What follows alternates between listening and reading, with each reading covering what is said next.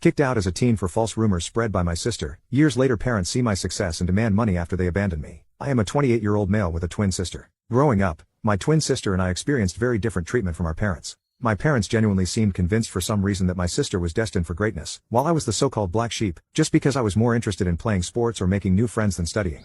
They constantly compared us, which was demoralizing and bruised my self-esteem from a young age. As a child, I had to watch my sister have extravagant parties on our birthday with her friends while I was treated like an afterthought. She often had sleepovers with her friends, while I was never even allowed to bring my friends back to our place. To be honest, I loathed every minute of my childhood. The only person in the family who seemed to care about me was my grandfather.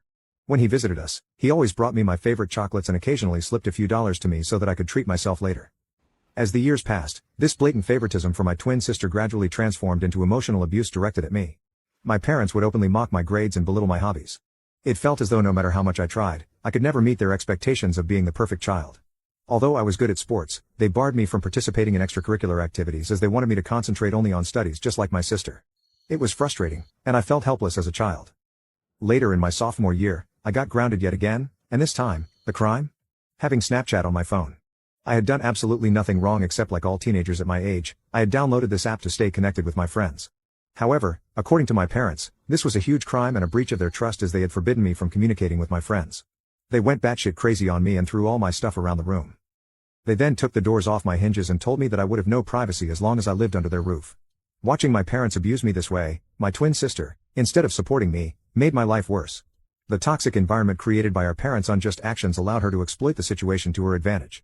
She adopted a pattern of lying about me, falsely accusing me of things I never did so that she could get away with everything. If she stole something, she'd effortlessly shift the blame to me, and my parents, already inclined to believe the worst about me, readily accepted her lies. She would demean me in front of my friends at school and would make fun of my appearance. Despite this, I had a wide circle of friends at school because I was approachable and open to making connections. My twin, however, struggled socially, and she started to resent that I could talk to people while she felt awkward. This jealousy reached a boiling point during our 14th birthday party when no one showed up for her on her birthday. I have no idea why her friends did that to her, but in stark contrast, my friends took me out for ice cream, and I had an overall wonderful day. This infuriated my sister further. To take revenge, my sister began to spread false rumors at school about me where she would portray me as a spoiled brat. She would falsely tell everyone that I was allegedly physically abusing her at home since our parents loved her more. Unbeknownst to me, she took things to a disturbing level. To fabricate evidence, she would punch herself, purposefully inflicting injuries like a black eye or bruised shoulder. The next day, she would confidently walk into school, displaying the self-inflicted injuries as proof of my supposed violence and make up stories. Whenever our parents questioned her about the injuries, she would lie, saying that it was due to innocent activities like playing football with her friends. The lies and her alleged black eyes started to gain traction, and people began to believe her distorted version of events. It wasn't long before whispers started circulating, and even my friends began to look at me with suspicion. At first, I noticed subtle changes. Friends who once chatted with me in the hallways suddenly became distant. Group hangouts became fewer and farther between. It was like a switch had been flipped, and people were hesitant to associate with the supposedly spoiled guy accused of violence. One day, I mustered the courage to ask my ex-best friend why things had changed between us. He opened up about how my twin sister had been spreading rumors about me. He revealed the detailed lies she had told everyone, accusing me of things I had never done. I was shocked to hear his words. The feeling was a mix of disbelief and betrayal, as if the ground beneath me had given way. My sister, someone I grew up with, was spreading lies about me, accusing me of things I would never even dream of doing. It was a betrayal that cut deep, leaving me with a knot in my stomach and a heavy heart. I confronted my sister the day after school, but she chose to ignore me. I begged her to stop lying about me, but she smirked at me and told me that I deserved to rot alone.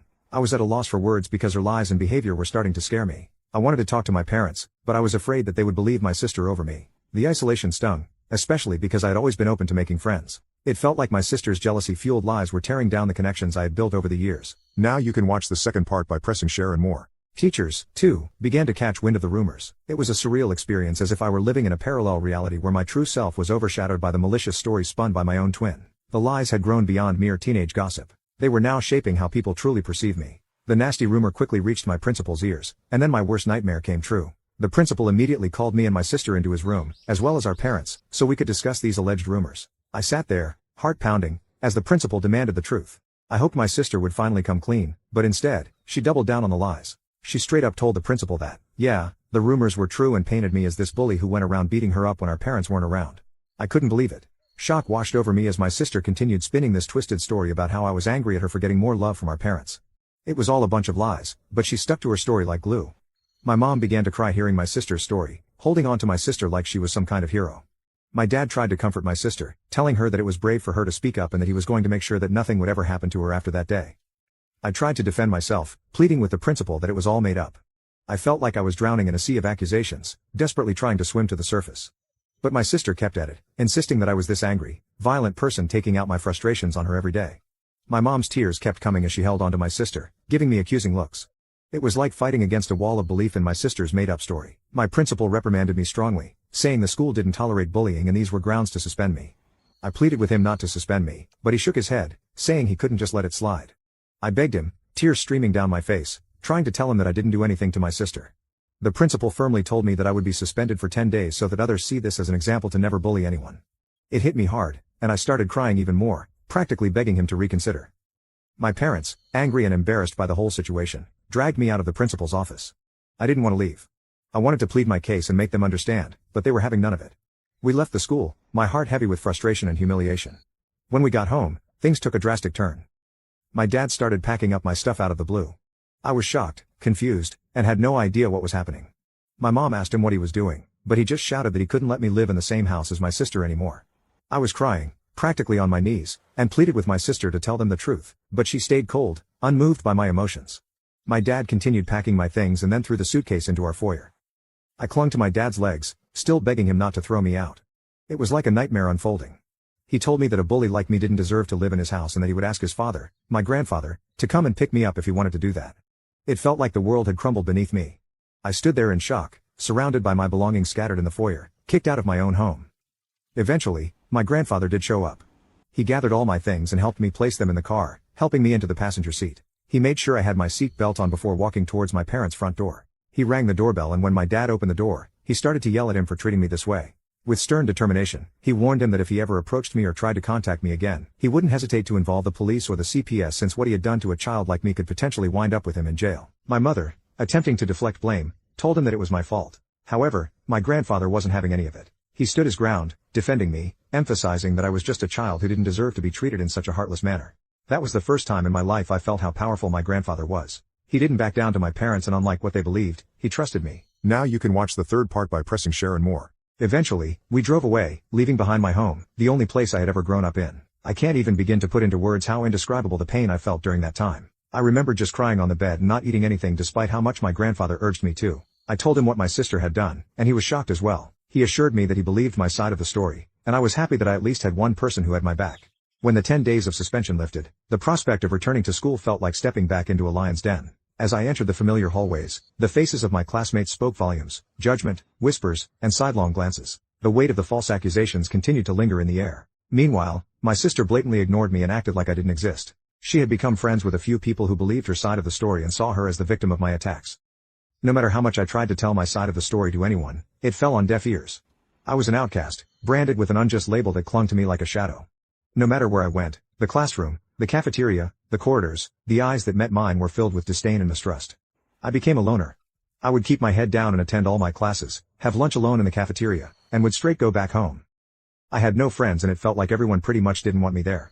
Throughout all this, my parents never once called to check up on me. My grandfather would constantly remind me that this was not my fault and that life would eventually be okay. I graduated high school with good grades and was looking forward to college where hopefully I would have a better life. It was only when I went away to college that I first experienced what freedom felt like for the first time. No one was watching over my shoulders, no one was comparing my grades, and no one was trying to compete with me. I met people and formed friendships with like-minded individuals. Despite the emotional and physical scars I had sustained over the years due to my family and peers, I concentrated on putting it all behind me and enjoying this college experience as much as I could. During this time, I discovered my knack for content writing. I had always been someone who wanted to be a writer, but I wasn't sure if it would be sustainable for a long time. Hence, I decided to ditch my dream.